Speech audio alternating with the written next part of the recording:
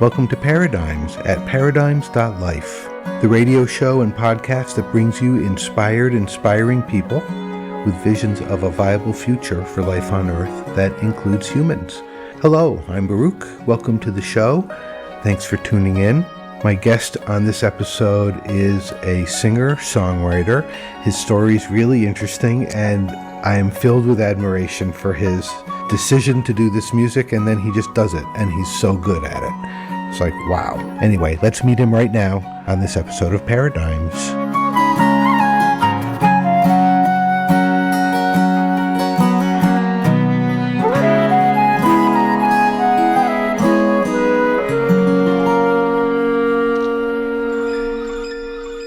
Stephen Gellman, welcome to Paradigms. Hello, thanks for having me.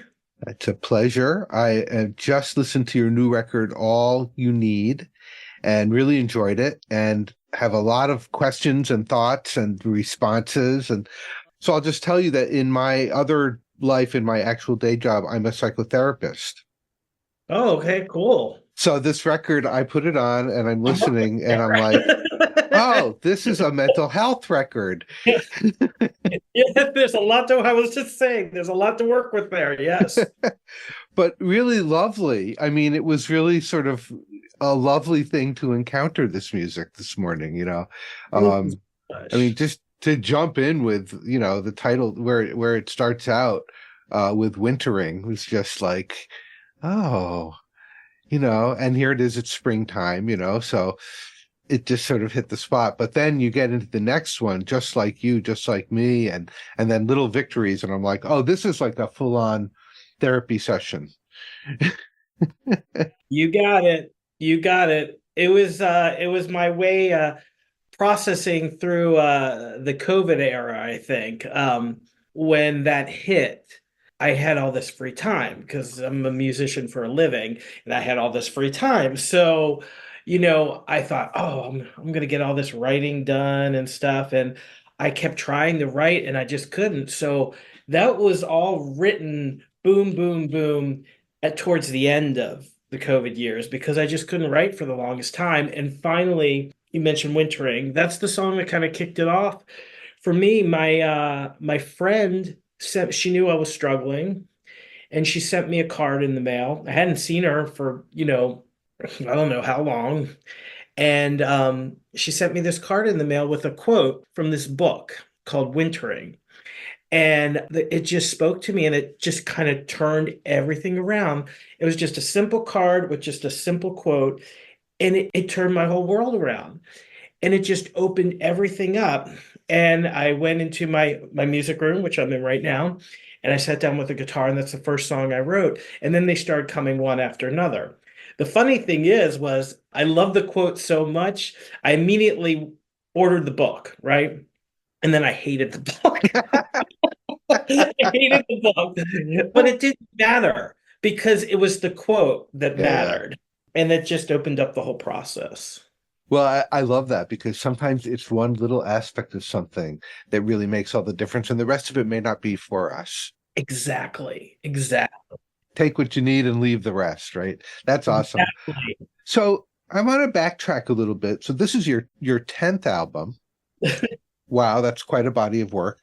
And I'm interested in your story. I had not heard of you before this record came out, to be perfectly honest. And I listened to it and I thought, wow, this guy is good. Why do I not know about him? What's your story? How did you get into playing music? And tell me about getting to album 10. Yeah, so I think I've kept a kind of a low profile. I'm very introverted by nature. You know, when I'm on stage, it's like you put on a hat. I'm sure you know about this as well, the putting on the hat and you become a different character, but I'm very introverted by nature. And years ago, I used to tour around and do shows and stuff, but I've become more of a homebody. And so I don't do that as much. I still play all the time in the area, the Mid-Atlantic area. But I have been doing it for a long time.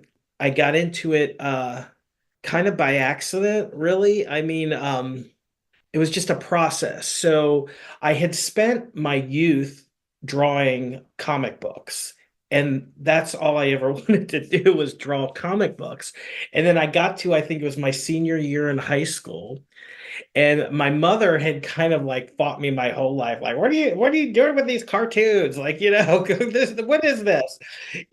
And it was just this kind of fight. And then finally at like the end of high school, she's like, well, okay, you're gonna go to college for an art degree then, right? And then all of a sudden I'm like, what now? Now? And I'm like, no, no, I'm gonna play rock and roll. That's what I'm gonna do. So I my parents are like, good luck with that. So like I saved my money and I had bought a really cheap electric guitar. The only money that was left over after I bought this guitar was I had like 250 and I bought the sheet music to Joan Jett's I Love Rock and Roll. And I didn't buy a book how to play the guitar or anything. I bought this sheet music, but I had some rudimentary knowledge of music by being in choir in high school. So I just put that knowledge to the music, taught myself how to play guitar, tried to be in rock and roll bands. None of the other kids were ever as serious as I was. I didn't even really sing then. I just played guitar. We always had somebody else singing. I just want to notice that you very glibly said in one line, taught myself to play guitar. Like, yeah. Wow. From sheet music. Yeah. So for rock and roll, I love rock and roll. I wanted to play and it just became a passion and it took over the cartooning. And I just kept at it, but I couldn't find people who were interested in being in bands. But an interesting thing happened at that time where my bands were all falling apart was acoustic folk music was having a brief popularity on the radio because there was Tracy Chapman just coming out then. Suzanne Vega was just coming out, and you were here and the music it was like a sledgehammer hit me. I loved it. And it just spoke to me. And so I got really, into that. And then I just started going backwards and remembering when I was a kid, the thing I loved more than anything was playing my brother's Simon and Garfunkel albums or my sister's John Denver albums. And it had always been there. And so I just got really heavy into acoustic music. The love affair just kind of grew from there, and I just started playing, and I couldn't keep a band together. So I'm like, well, I guess I'll just sing too, and just started singing and playing and writing my own songs, and that's how it happened. I'm talking with Stephen Gellman, singer, songwriter. He's got a new record out called All You Need. It's his 10th record. We're going to hear some of it right now. And a little later in the episode, we're going to hear some songs from his previous album, Cold Harbor. But here are a couple of songs from All You Need, starting out with Wintering, A Life Well Lived. This is Paradigms at paradigms.life.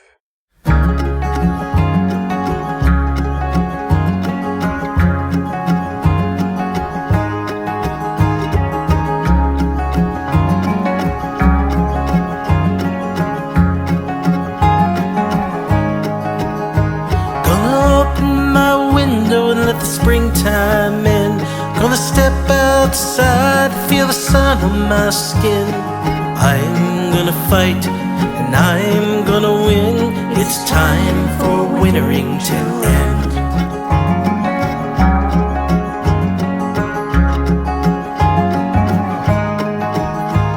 It's been a long winter, yeah, it's been a long time since I felt true peace of mind.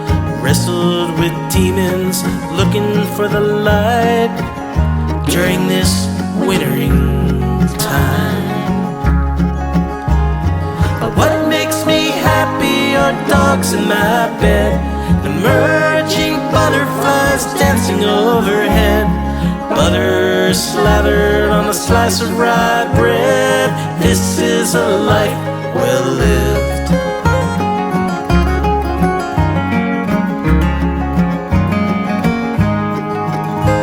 This guitar's been sitting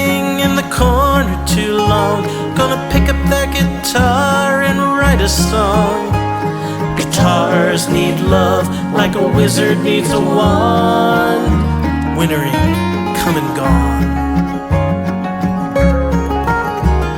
But what makes me happy are dogs in my bed, writing these songs off the top of my head. Butter slathered on sourdough bread. This is a life well lived.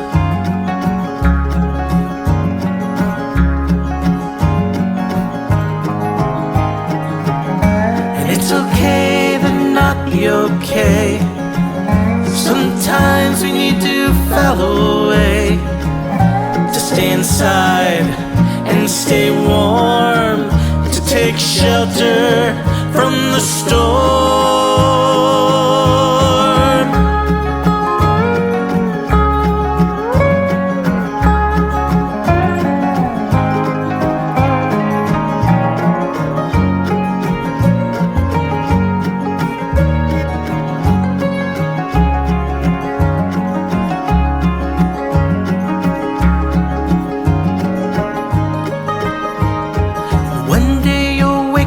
The snow will be gone, with wildflowers blanketing the lawn.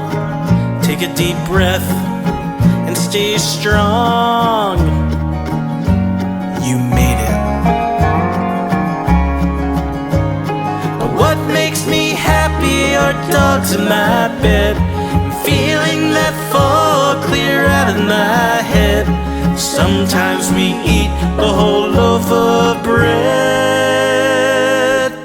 and that's okay.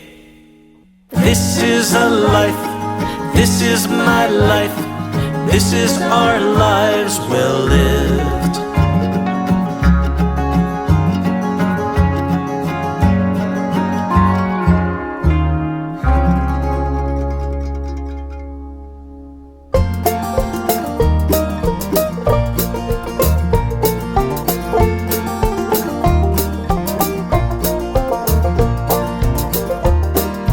Get in the car and go.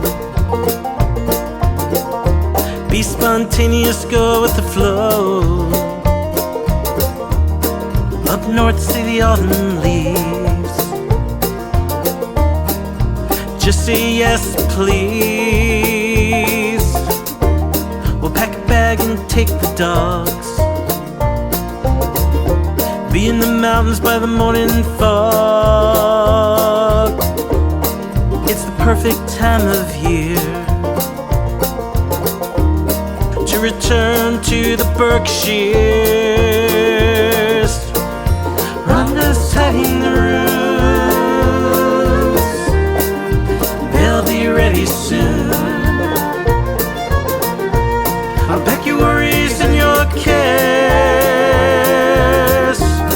Breathe in that mountain air, making memories, stories to tell at the Briarcliff Motel.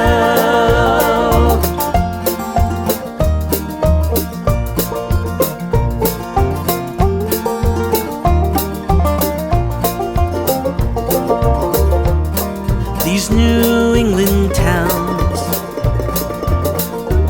spread the love all around. Massachusetts and Vermont, give me all I could ever want. I don't even mind the snow and how it sparkles and glows. I just really wanna go where I feel most at home. Rhonda's tidying the rooms, they'll be ready soon. Unpack your worries and your cares. Breathe in that mountain air, making memories, stories to tell at the Briarcliff Motel.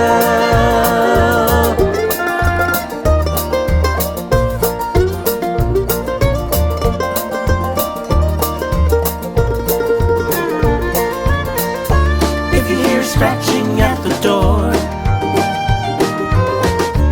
It's just best to ignore. There's no reason to be scared. It's just the local bear.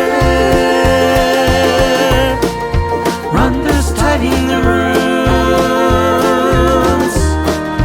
They'll be ready soon. Unpack your worries and your cares. Breathe in that mountain air.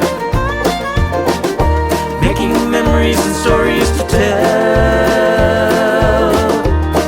at the Briarcliff Motel.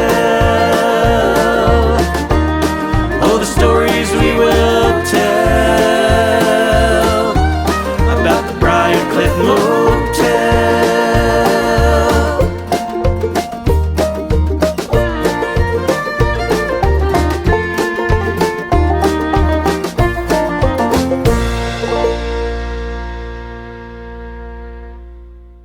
You just heard Stephen Gellman's song, The Briarcliff Motel, from his album All You Need. And before that, we heard Wintering, A Life Well Lived. Now let's get back to my conversation with Stephen Gellman, learn some more about how he became a musician and his life. You are prolific. You've written a ton of songs. You've won awards for your songwriting. I mean, you've really recognized for it. And in listening to this record, the poetry is beautifully crafted. Interestingly, you work with some rhyme schemes, but also some almost rhyme schemes. And that really works. And I think it takes some guts to do that.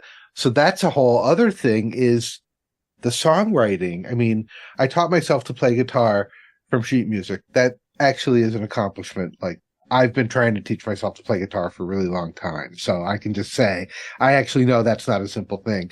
But the writing of songs and putting them to music, I mean, that's a whole other sort of mental, emotional, and other aspect of yourself kind of a thing. Like, I'm interested in that process too. I think it just came from, okay, so I call it nerd behavior. I have these like nerd behaviors. Like, there was a song on my last album called Nerd's Holiday. It's one of our, we always play it. It's one of the favorites of people. And nerd behavior is not just like on the surface. I'm always that kind of nerd where I could talk Star Wars and Harry Potter and Marvel comic and all this stuff all day long. But it's also a hyper focusedness on something. So like, music has always been a passion for me. My whole life, I don't know why or where it came from, but somebody could say, oh, I love this song. And I'll say, oh yeah, that's a great song too. You know, and the artist, they haven't played that since their 1979 tour on the, you know, I have all this info. I don't know where it comes from. People test me all the time. Like, you know, when was the last time this artist played this song in concert? And I remember set list orders from concerts, because I still love, going to concerts and music. And that's just how your brain works. Yeah. So it's like a hyper focusedness. So I think I just was like, I want to play the guitar. I'm going to do it. Okay, rock band's not working out. You know what? I like this acoustic thing. I'm going to do this. Well, I guess it's just me. So I guess I'm going to sing too, And then it was like, you know what? It was definitely John Denver and Paul Simon. I was like, I want to write songs. And it would just kind of evolved. One other thing I should mention is that kind of brought it to a head was I mentioned how my parents wanted me to go to school for an art degree. So I did start that, but I only went for about 6 or 7 months. And then I just dropped out. I didn't want to do it anymore. And I was like, I wanted to play, music, as you know. And they're like, so what am I going to do? So I'm like, I need to get a job, right? And everyone's like, well, you got to get a good job. So I'm like, okay, I'll go to the government. NIH is in the area where I live. So I applied at NIH and got a job there. But the problem was I didn't have any skills for this. So it was a very mundane desk job that was so boring, like so boring. And I'm like, well, this isn't working out either. The rock bands aren't working out. What do? I need to find somewhere to be creative. And the thing that happened, which has been a huge influence on my life, was there was an ad in the local paper for a nursing home down the street that wanted someone to plan activities for the residents. And I'm like, this I can be creative in. This I can be creative in. So I started working there and, doing activities with the residents. And that night, that's when like the band had fallen apart and I started turning to an acoustic guitar and falling in love with the acoustic music and like just going back deep dive, like a huge Phil Oakes fan, and discovered all this music that was there. And I'm just like, wow, wow.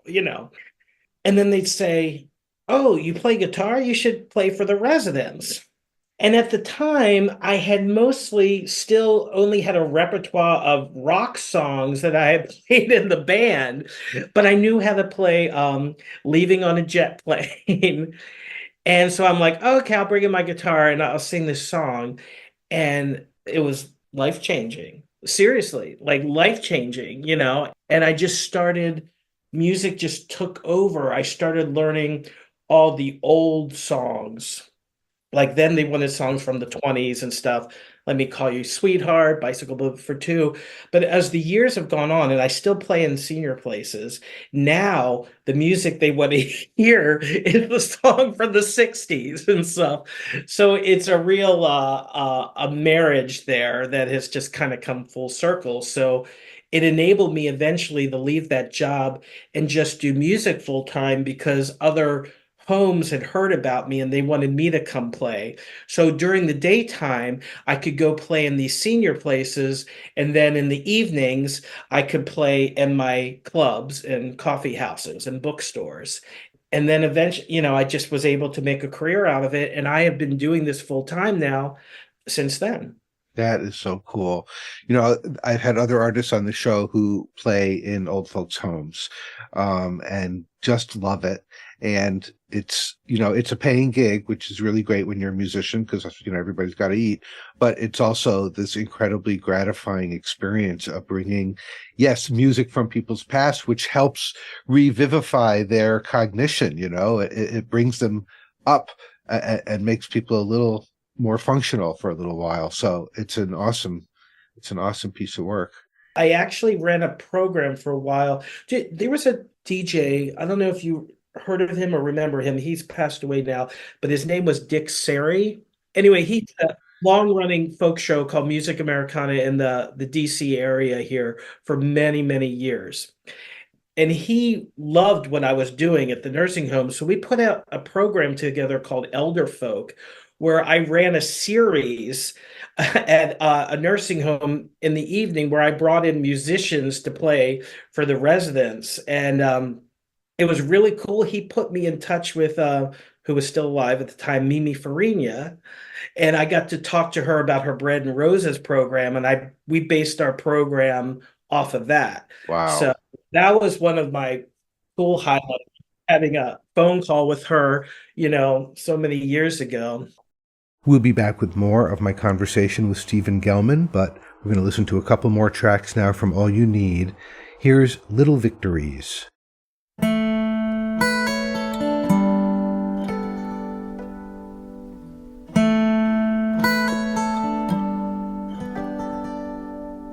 You got up today, made your bed, brushed your teeth, and you called a friend.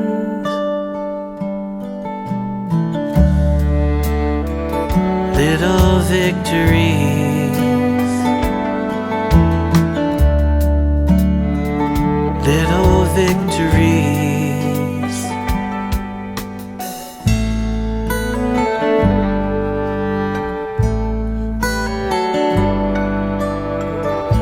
You put on clean socks,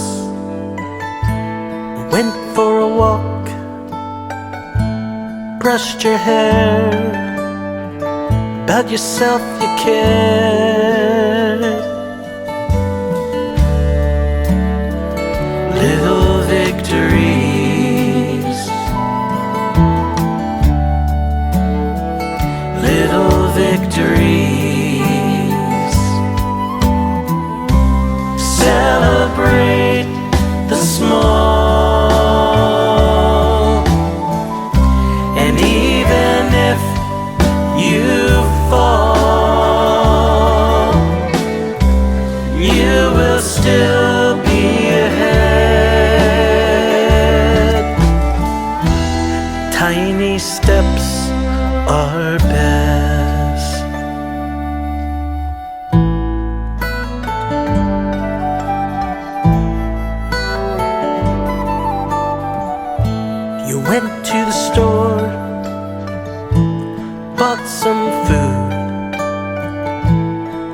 cooked a meal, your mood improved. Little victories,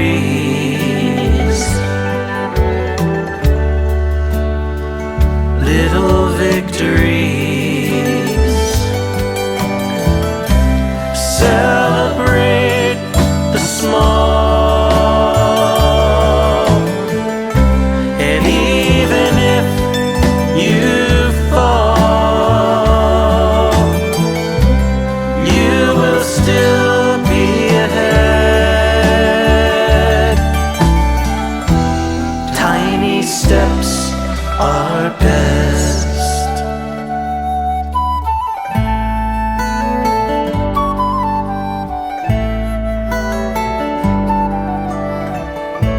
You had a bad day, that's okay. You're doing just fine. These things take time. These things take time. Celebrate the small, even if you fall, you will still be ahead. Tiny steps are best.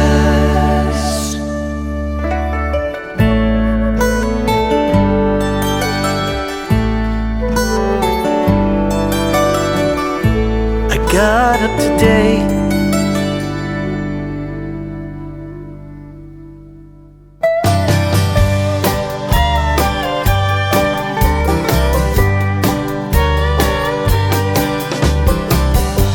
we're not that different. We both go to work, we both pay bills, and we shop at the local grocery store. And maybe on weekends we might go to movies, or get in the car and take a ride to Baltimore. So I don't know why you think this life I live is strange, when everything I do, you do just about the same. We don't love differently. I'm just like you, you're just like me.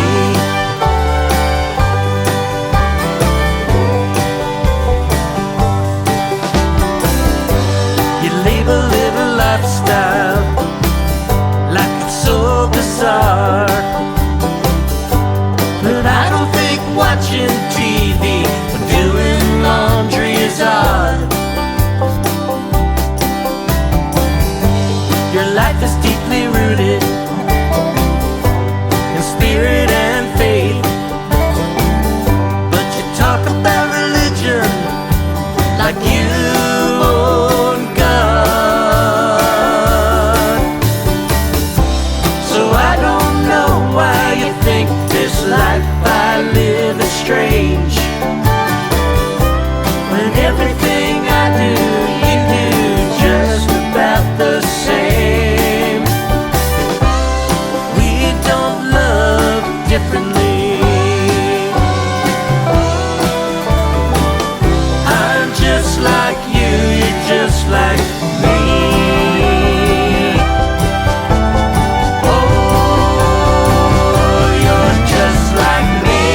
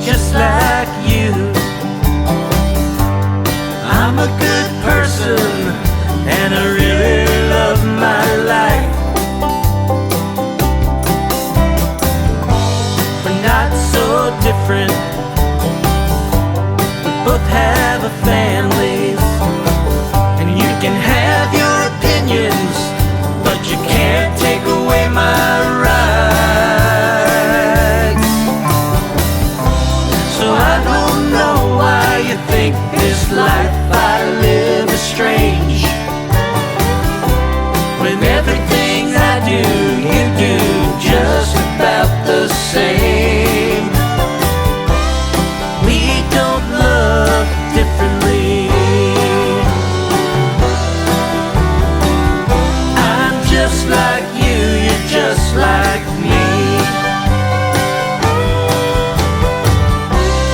We don't love differently. Oh, I'm just like you, you're just like me.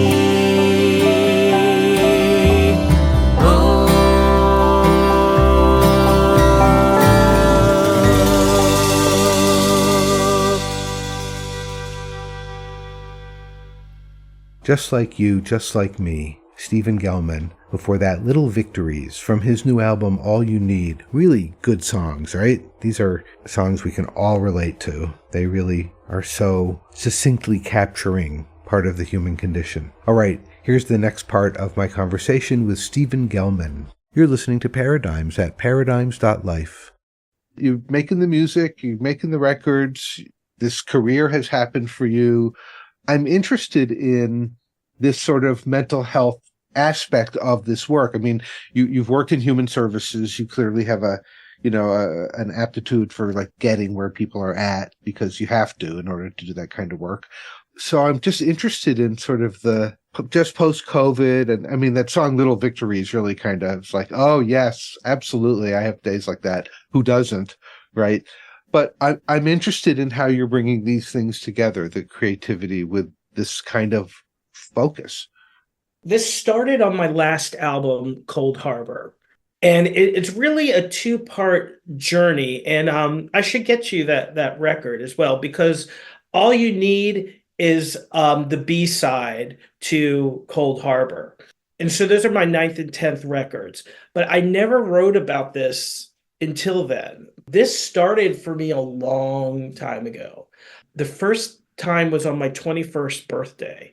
I was at a TGI Fridays with my friends, and all of a sudden I was having a panic attack. But this is a long time ago. I mean, now words like anxiety, panic attacks, depression, these are things everyone is very familiar with. I didn't know what that was. And it was so bad, like my speech was slurred. Like I sounded like I was having a stroke, but I had just turned 21 years old. And nobody knew what was happening to me. So that was the first time it happened. And so I fought with this for many years. I used to carry a brown bag around with me in my pocket. So when I would have a panic attack, I would breathe in the bag. I can remember, the Birchmere in Alexandria. I remember going to several concerts there, having to leave in the middle, go out to the car and breathe in the bag. This would go on for my life, on and off for many years.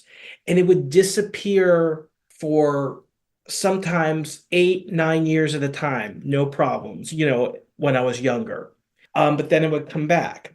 I didn't know what that anxiety was that kind of plagued me that whole time, this kind of relentless, thoughts, intrusive thoughts, and just this anxiousness, But, again, I didn't know.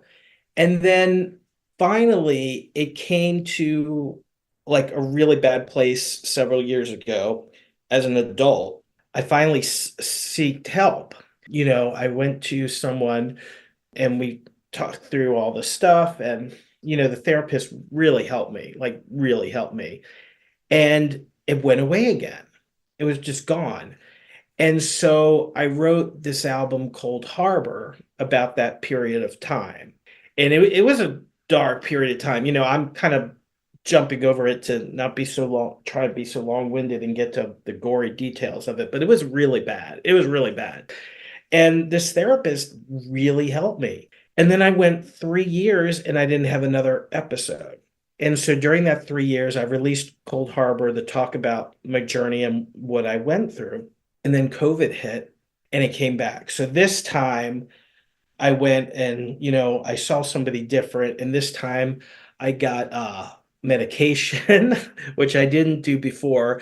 And I wish I was really resistant to it. And I wish I wasn't, because I waited until too long into adulthood to take care of that. And it's changed my life around. So this album, All You Need, was the coming out of that. your own personal experience with dealing with mental health issues. I mean, when I was a kid, my dad was a psychologist, and mental health, no one talked about it. I mean, it was taboo. And in fact, I was embarrassed that that was his job because kids made fun of me for having a mental doctor for a dad. Now, everybody's got a therapist, thank goodness. And, you know, COVID certainly made a huge difference in this, but anxiety baselines are way up. Mental health issues are forefront. We are talking about them more openly. There's less stigma, still some, but less, which is good. But I think now people recognize mental health is like, you know, oral health or, you know, any kind of health aspect. It's something we all have to attend to and pay attention to and care, you know, be engaged in self-care, and care in our communities and with our families. So it's not a shame thing anymore the way it used to be, thank goodness, because people need help. We all need help sometimes. And the world is increasingly stimulating and not always with things that feel good. And there's a lot that everyone has to kind of deal with. And so I guess I'm saying it's great that you took that stuff and you're like right out front about it, because that helps people. And it's difficult. It's still, even now, talking to you about it right now, it's still a little, there's that voice going, you shouldn't be talking about this. It's probably my mother's voice. Like, the mother's like, you don't need to tell people this. But it was like I had that switch on my last album when it got so bad. I'm like, no, I need to talk about this. I need to write about this. I need to process this. I'm not the only one going through it, and I'm going to do it. And it's just been the best therapy in the world, really. We'll be back with the final part of my conversation with Stephen Gellman, but first we are going to listen to a couple of tracks from his album Cold Harbor that he was talking about, starting out with The Voice in My Head.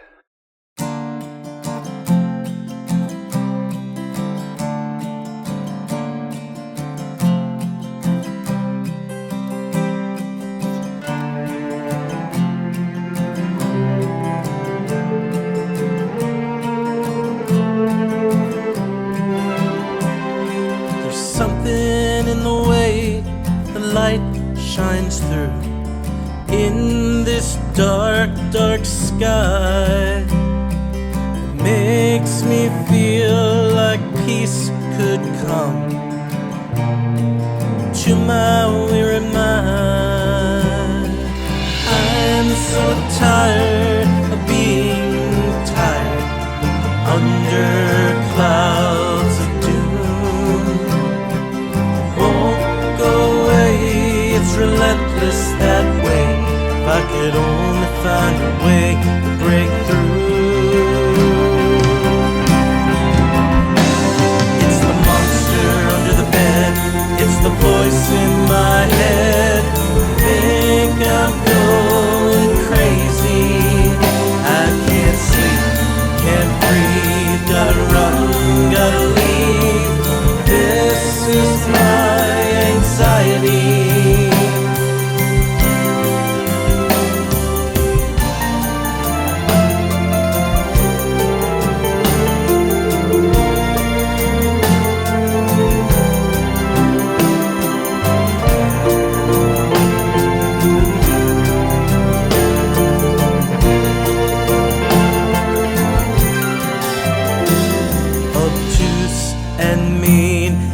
Cancer unseen. Every day a piece of me dies. You don't understand, it's so out of my hands. These secrets are lies. It's the monster under the bed. It's the voice in my head. I think I'm going crazy. I can't sleep, can't breathe. Gotta run, gotta leave. This is my anxiety. There's a monster under the bed. There's a voice in my head telling me I'm crazy. I can't sleep, can't breathe.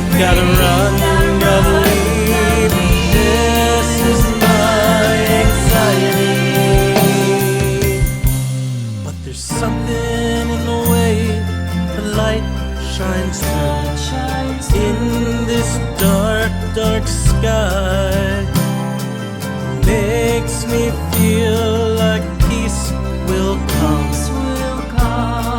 to my weary mind.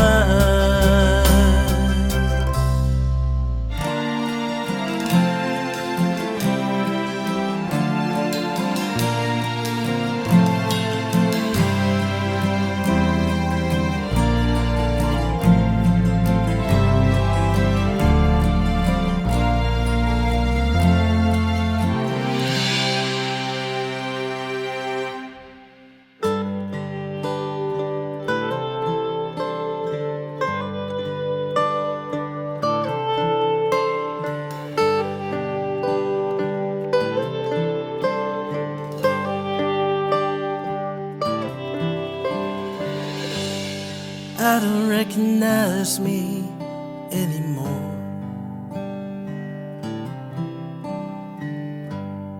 I don't recognize me anymore. From a lifetime of secrets, scars and sores, I don't recognize me anymore.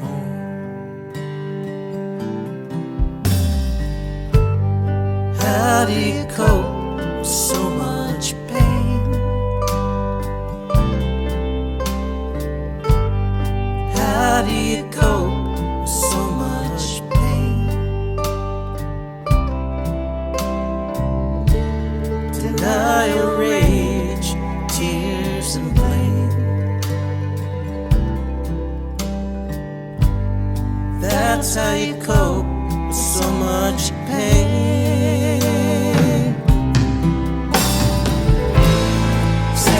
On the edge at Cold Harbor,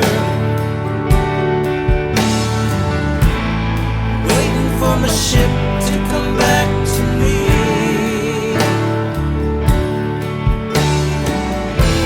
It's freezing cold on the sea of lost souls. Won't somebody rescue me?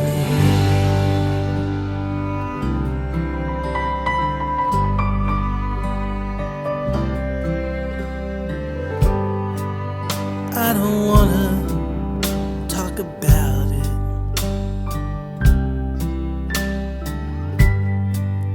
Don't really wanna talk about it. It's a heavy burden I carry.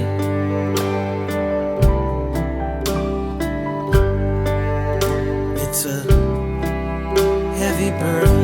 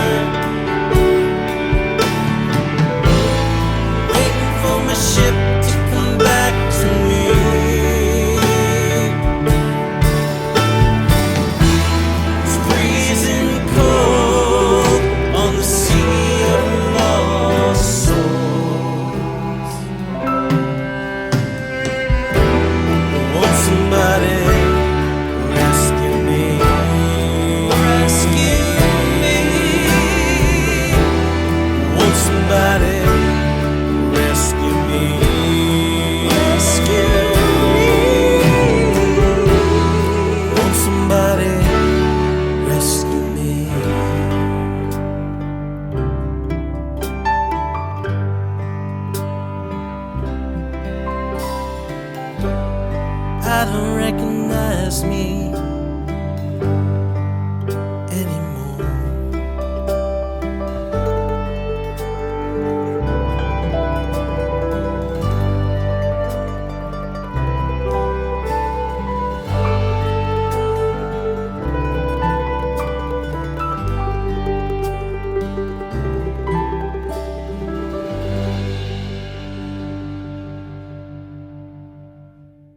That's the title track from Stephen Gellman's album Cold Harbor.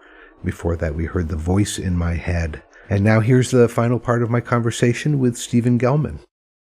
One of the things that I think COVID did for us is I think it, not entirely by any means, but to a significant amount in terms of performance and celebrity and artists, it leveled the playing field a bit because very famous people were out there on social media just being themselves and talking with people. People got to have that level of contact with artists that they admire that before had been out of reach. And I think COVID reminded us we are really all in this together. I mean, it's pretty clear.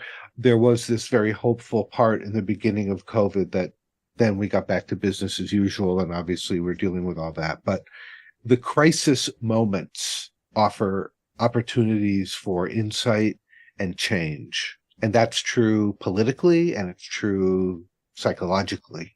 And I do encounter like some people who still are like, well, do you need to be this real? But it's always more the people who are like, my story, thank you, and it always outweighs the other. I love what you're doing, Stephen, both musically and just with your message. And I love it that you have the dogs and there's, that one song about your dog, Bear Prince. The Bear Prince, yes. That really, I'm a big dog lover who is currently dogless, which is kind of heartbreaking.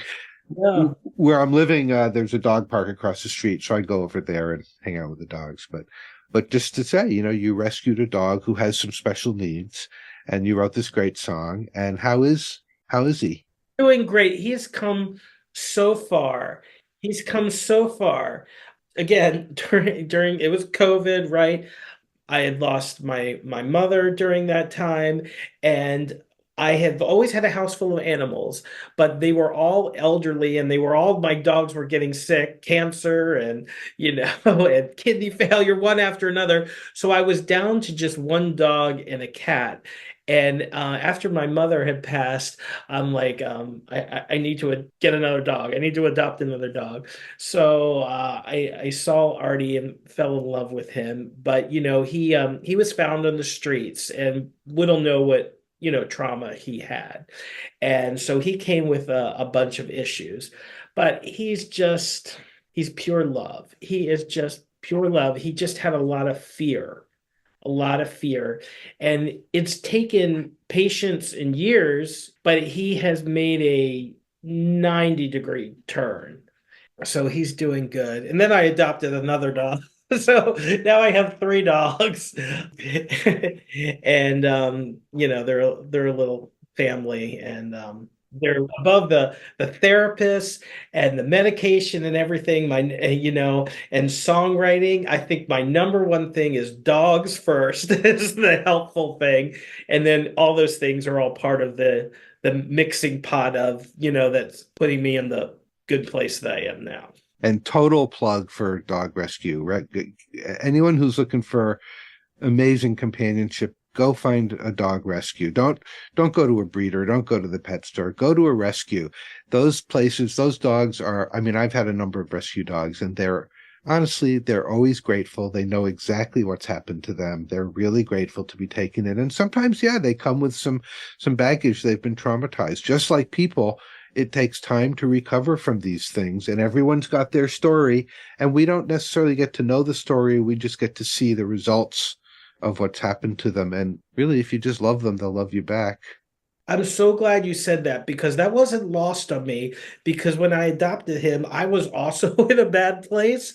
So it's been this journey. He's actually here at the door now. Maybe I'll let him in. Maybe yes. Say hi. Come on. Oh, there's Oscar. Oscar's coming too. Come here, Artie. This is Artie. Can you see him? Oh, yes. Hey. Artie, you want to say hi? Say hi. Hi, Hi. Artie. He's a love bug.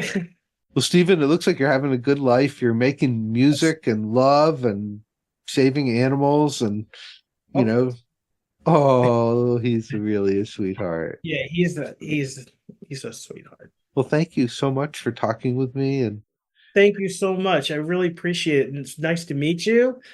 Take care. Stephen Gellman, thank you so much for being on Paradigms. I had a great time talking with you. You have an awesome story. Just chose to become a musician and you learned it and you're really good. And your songs are so human and so resonant with our lives, your life. Just good stuff, good stuff. Thank you so much. It was really a pleasure. Folks, if you'd like to know more about Stephen Gellman, his website is hiddenpoet.com. Check him out. There's a lot of stuff there.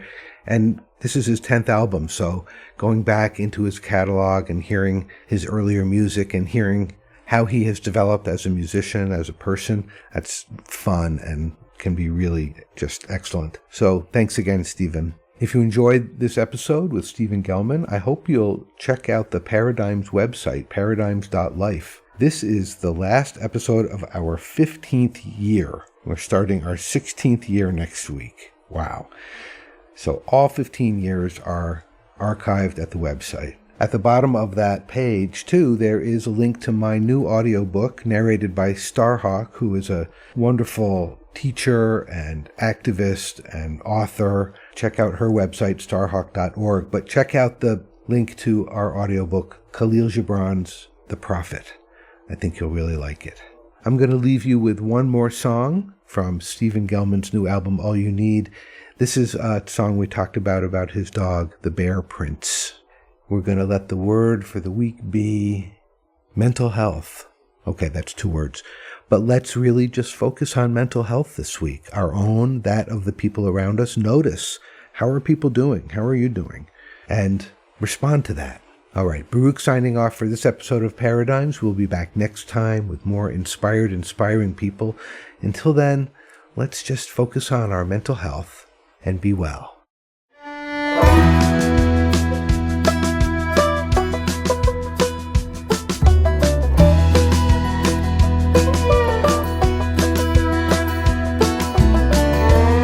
The day you came into my life, everything was wrong.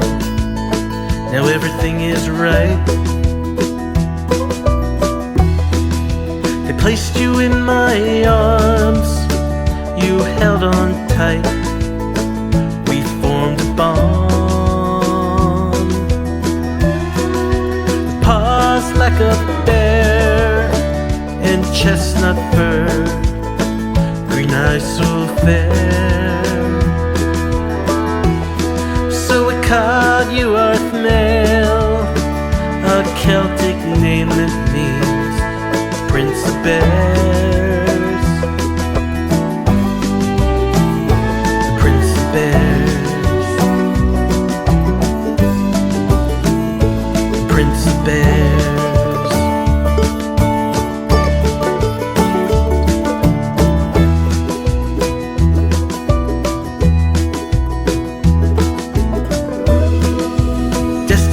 So much more than being left outside in a storm.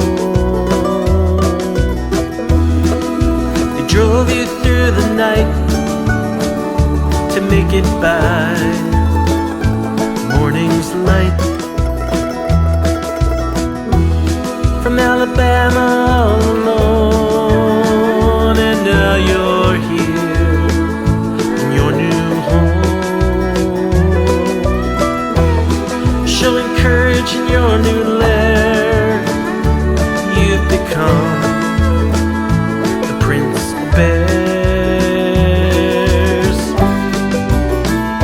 The Prince of Bears. The Prince of Bears.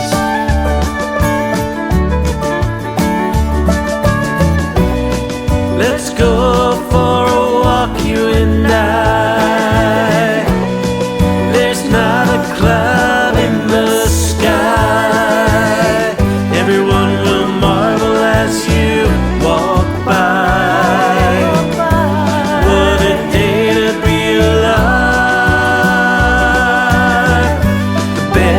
prince has arrived.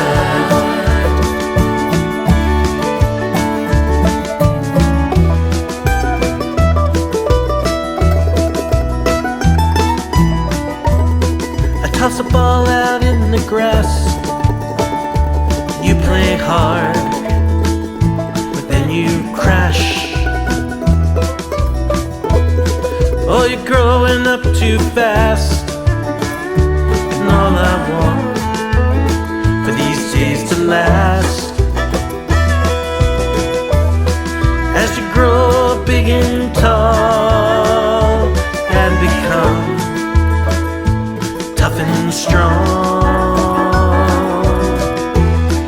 It's the tender heart you share that truly makes you a prince of bears. The prince of bears. The prince of bears. Prince of bears. The prince of bears.